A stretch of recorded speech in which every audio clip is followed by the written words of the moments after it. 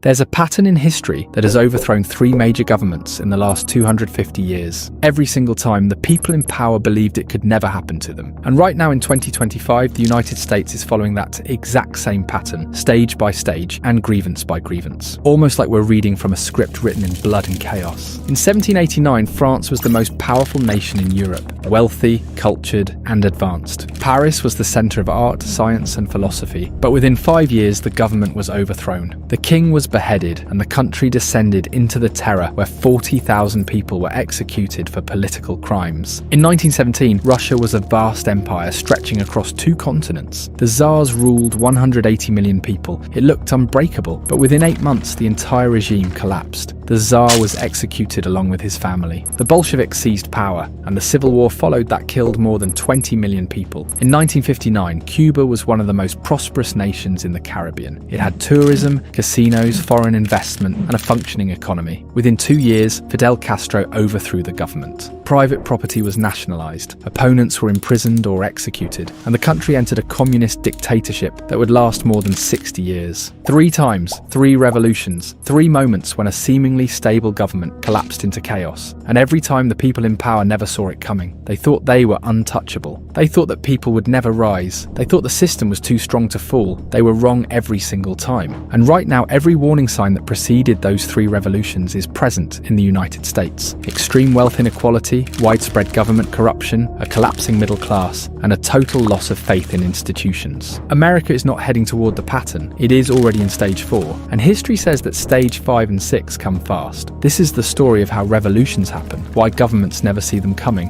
and why the math says that America may be next. Before we go through the pattern, you need to understand what a revolution actually is. A revolution is not a protest. It is not a riot. It is not an election. A revolution is when the existing system is completely destroyed and replaced, often with something far worse. Revolutions don't happen because people are poor. Poverty has existed for all of human history. Revolutions happen when expectations exceed reality, when people believe they deserve better than what they have, when the gap between the elites and everyone else becomes extreme. And most importantly, when people lose faith that the system can fix itself. When peaceful reform becomes impossible, violent revolution becomes inevitable. Those are not the words of a radical. They were spoken by John F. Kennedy, and history has proven him right every single time. France, Russia, Cuba, 3 different centuries, 3 different ideologies, but the exact same 6-stage sequence. Let's look at how it actually played out. Let's start with the mother of all modern revolutions, France in 1789. In the 1780s, France was the centre of European civilization. Paris was the cultural capital of the world. French was the language of diplomacy. The arts, philosophy, science, all flourishing. King Louis XVI sat on the throne. The monarchy had ruled France for 800 years. It seemed eternal and unshakable, but beneath the surface, the rot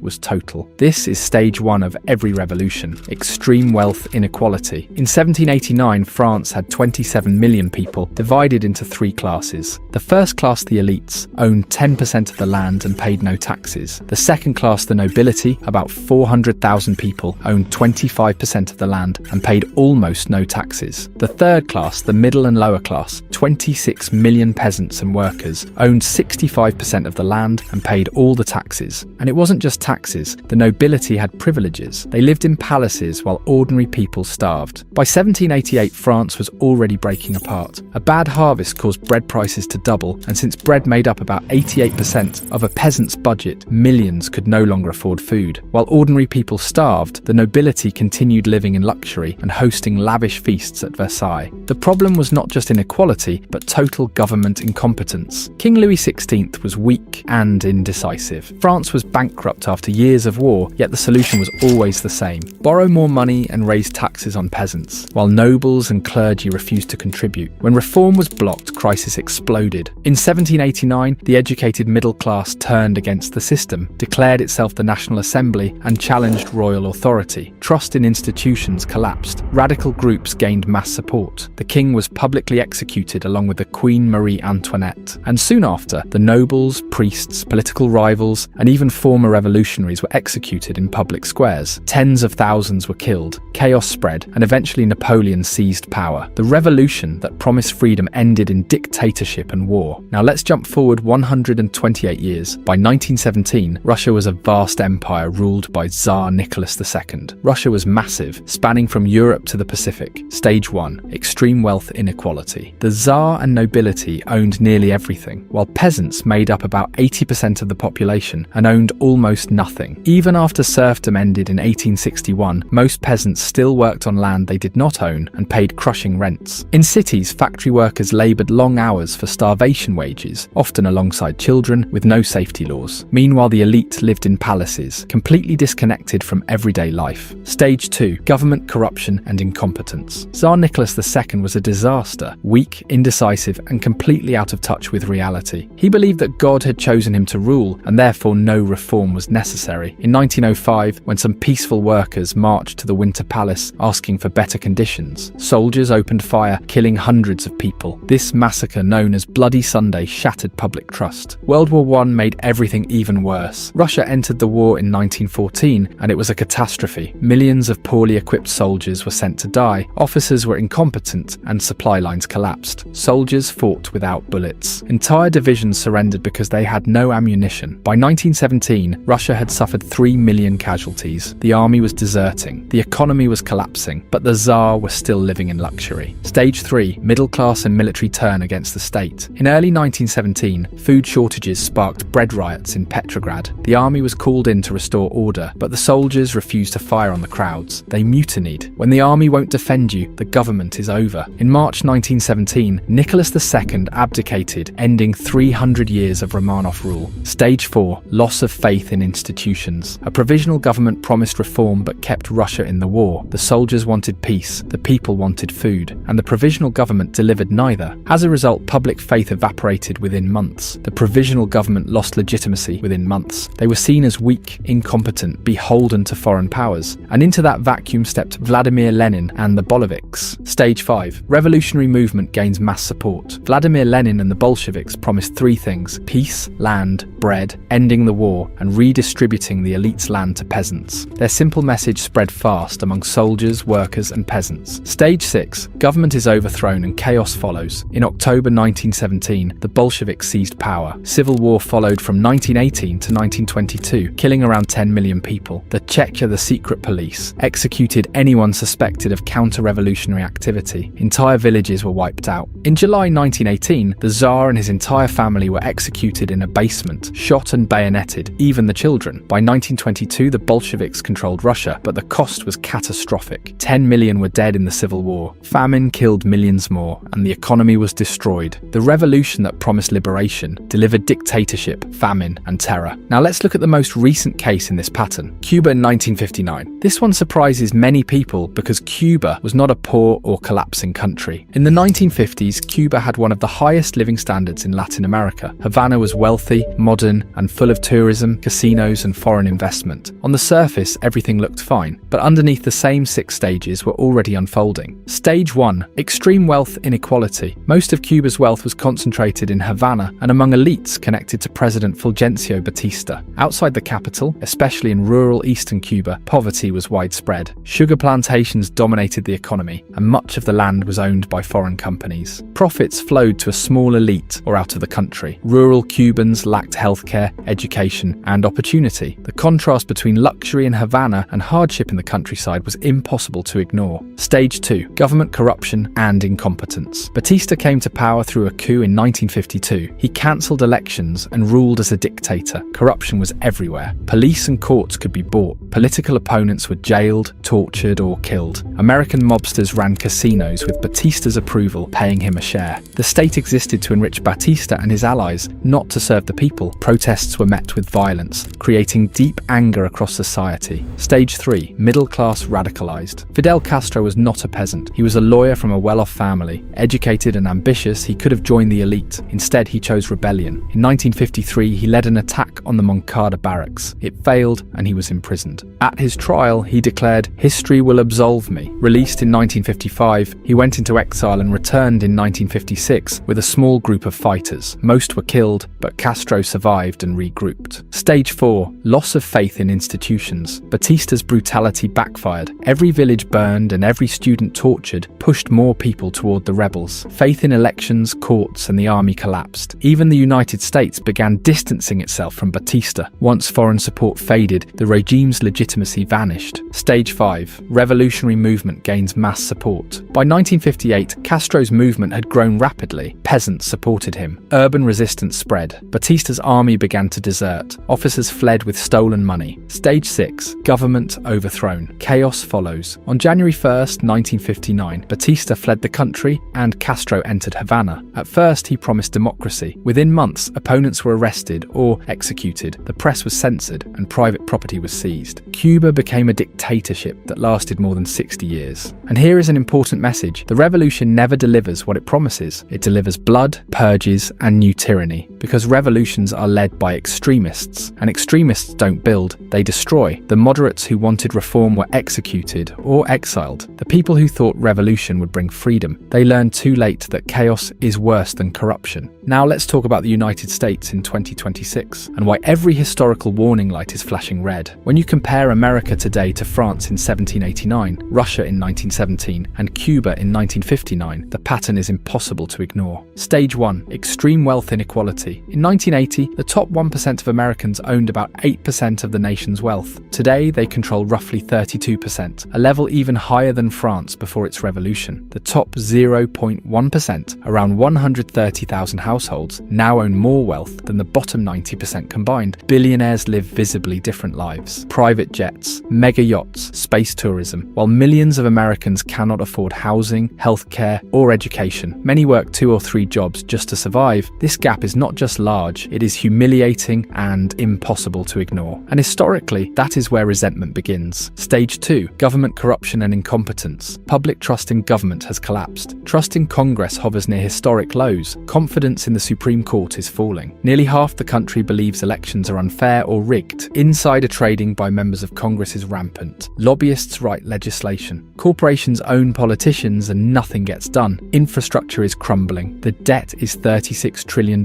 and climbing. Problems that should be solved aren't because government doesn't serve the people, it serves donors. When both parties are seen as corrupt and incompetent, when voters believe the system is rigged, faith in democracy dies. Stage 3. Middle class destroyed and radicalized. This is the most dangerous stage. The American middle class is being hollowed out. College education brings lifelong debt. Home ownership is out of reach. Healthcare costs bankrupt families. Wages stagnate while asset prices soar. Educated young people are worse off than their parents, despite doing everything they were told to do. When teachers, engineers, nurses, and professionals cannot build stable lives, they radicalize. Revolutions do not begin with the poorest. They begin with educated people who expected a future and feel betrayed. Stage 4. Loss of faith in institutions. This is where the United States is now. Trust in media, courts, police, elections, and federal agencies has fractured completely. Half the country believes the 2020 election was stolen. The other half believes January 6th was an attempted coup. Neither side trusts the other. Neither side believes the system is neutral. Institutions are viewed as political weapons, not shared foundations. When that happens, the nation stops functioning as one country. It becomes 2 populations sharing the same land, waiting for a trigger. Stage 5. Revolutionary movements gain mass support. This stage is forming. On the left, calls for wealth redistribution and system overhaul are growing. On the right, support for authoritarian leadership and extra-legal action is increasing. Both sides increasingly believe the system cannot be fixed from within. When moderates lose control and extremes gain momentum, this stage arrives fast. Stage 6. Government collapse and chaos. History shows what comes next. Political violence escalates, institutions fracture, security forces split, supply chains break, states defy federal authority, foreign powers interfere. What emerges afterward is rarely better. Often it is more brutal, more authoritarian, and more destructive than what came before. France, Russia, and Cuba all believed they were different, but they all were wrong. The United States is now in stage 4, and history shows that once a country reaches this point, stopping the cycle becomes extremely difficult. The answers are not in the future, they are written clearly in the past.